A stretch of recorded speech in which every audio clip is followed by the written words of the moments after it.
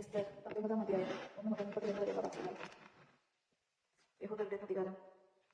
12 മാസമായ ആദാർ 13 ദിവസം രാജാവിന്റെ കൽപ്പനയും വിളംബരവും നിർവഹിക്കപ്പെടേണ്ട ആ ദിവസം, യഹൂദരെ കീഴടക്കണമെന്ന് അവരുടെ ശത്രുക്കൾ പ്രതീക്ഷിച്ചിരുന്ന ആ ദിവസം, യഹൂദർ തങ്ങളുടെ ശത്രുക്കളുടെ വിജയം നേടിയ ദിവസമായി മാറി. അഹേസ്വേരോസിന്റെ എല്ലാ പ്രവിശ്യകളിലും തങ്ങളുടെ നഗരങ്ങളിൽ യഹൂദർ തങ്ങളുടെ നാട്ടിൽ ആഗ്രഹിച്ചിരുന്നവരെ വധിക്കാൻ ഏൽപ്പിച്ചു കൂടി.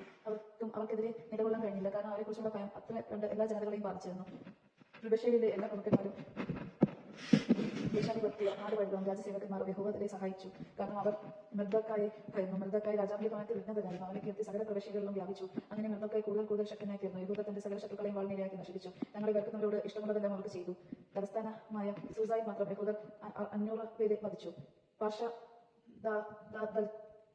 ദാൽഫോൺ, അസ്പദ, ഫറോദ, അദാലിയ, അരിദാദ, പർമാഷൽ, അരിസായി, അരിദായ്, വെസാദ എന്നിങ്ങനെ ഹമോദായുടെ മകനും യഹൂദരുടെ ശത്രുവുമായ ഹമാമിന്റെ 10 പുത്രന്മാരെ അവർ വധിച്ചു. എന്നാൽ അവർ കവർച്ച നടത്തിയില്ല. തലസ്ഥാനമായ സൂസായിൽ കൊല്ലപ്പെട്ടവരുടെ സംഖ്യ അന്ന് തന്നെ രാജാവിനെ അറിയിച്ചു. രാജാവ് എസ്തേർ രാജ്ഞിയോട് പറഞ്ഞു, തലസ്ഥാനമായ സൂസായിൽ യഹൂദർ 600 പേരെയും കൂടാതെ ഹമാമിന്റെ 10 പുത്രന്മാരെയും കൊന്നിട്ടുണ്ട്.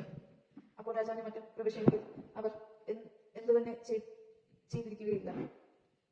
ഇനി എന്റെ അപേക്ഷ എന്താണ്? അത് നിനക്ക് ഞാൻ സാധിച്ചു തരാം. നിന്റെ അടുത്ത ആവശ്യം എന്ത്? അതും നിവർത്തിച്ചു തരാം. എസ്തേർ പറഞ്ഞു, രാജാവിന് ഇഷ്ടമെങ്കിൽ ഇന്നത്തെ വിളംബരമനുസരിച്ച് നാളെ നീ പ്രവർത്തിക്കാൻ സൂസായിലുള്ള യഹൂദരെ അനുവദിച്ചാലും ഹമാമിന്റെ 10 പുത്രന്മാരെയും കഴിവിലേറ്റട്ടെ.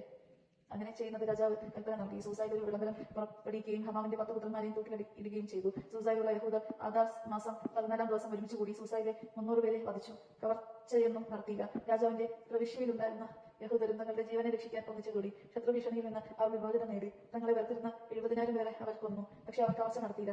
ഇത് ആദാർ മാസം 13 ദിവസമായിരുന്നു. 14 ദിവസം അവർ വിശ്രമിച്ചു.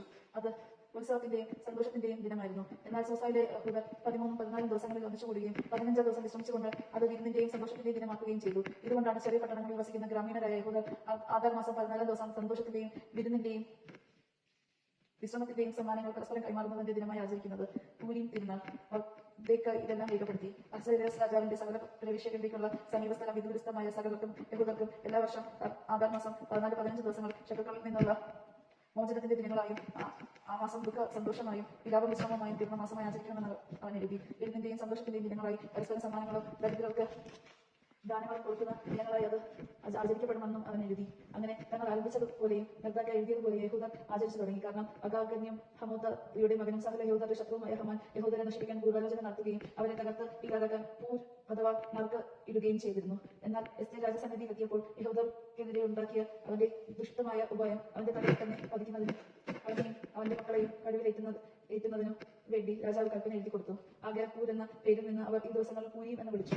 ആ കത്തിൽ എഴുതിയിരിക്കുന്നത് ഇക്കാര്യത്തിൽ തങ്ങൾക്ക് നേരിടേണ്ടി വന്നതും സംഭവിച്ചതുമായ കാര്യങ്ങൾ നിമിത്തം തങ്ങളും തങ്ങളുടെ സന്തതികളും തങ്ങളോട് ചേർന്നവരും എഴുതപ്പെട്ടിരിക്കുന്നതനുസരിച്ച് മുടക്കം കൂടാതെ ഓരോ വർഷവും ഈ സമയത്ത് ഈ 2 ദിവസങ്ങളും ഓരോ തലമുറയിലും ഓരോ കുടുംബത്തിലും പ്രവിശ്യയിലും നഗരത്തിലും ഓർമ്മിക്കുന്നതിനും ആഘോഷിക്കുന്നതിനും പൂരീം ദിനങ്ങൾ മറന്നുകളയുകയോ ഈ ദിനങ്ങളുടെ ഓർമ്മ തങ്ങളുടെ സന്തതികളുടെ ഇടയിൽ നിന്ന് മാഞ്ഞു പോവുകയോ ചെയ്യാതിരിക്കുന്നതിനും വേണ്ടി യഹൂദർ നിയമം നിർമ്മിക്കുകയും അപ്രകാരം ആചരിച്ചു പോരുകയും ചെയ്തു. അബിഹയലിന്റെ മകളായ എസ്തേർ രാജ്ഞിയും യഹൂദനായ മെർദോക്കായും പൂരീമിനെ സംബന്ധിക്കുന്ന ഈ 2ാമത്തെ കത്തിന് രേഖാമൂലം അധികാരമായ സ്ഥിരീകരണം നൽകി. സമാധാനത്തിന്റെയും സത്യത്തിന്റെയും വാക്കോടെ അഹസ്വേരോസിന്റെ 127 പ്രവിശ്യകളിലും ഉള്ള സകല യഹൂദർക്ക് കത്തുകൾ അയച്ചു.